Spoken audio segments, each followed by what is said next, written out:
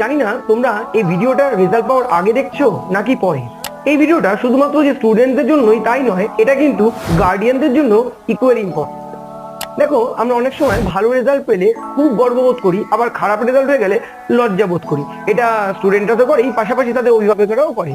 এটা একেবারেই করা উচিত নয়, কারণ আজকের রেজাল্ট কালকে তোমার জন্য ফলপ্রসূ নাও হতে পারে। প্রত্যেকটা স্টুডেন্ট এবং তাদের অভিভাবকদের একটা দিক খেয়াল করা উচিত, যে সে যে রেজাল্টটা করলো কত ভালো করলো তার থেকে গুরুত্বপূর্ণ ও রেজাল্ট করার আগে অর্থাৎ পরীক্ষার সময়কালীন বা সারা বছর ধরে কতটা কেটেছে।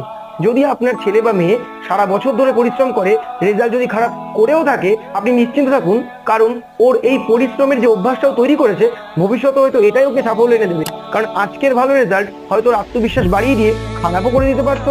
তাই খারাপ রেজাল্ট হলে মন খারাপ করার কোনো দরকার নেই। আর যারা ভালো রেজাল্ট করেছো তাদেরকে তাদের খাটনিটা ধরে রাখতে হবে।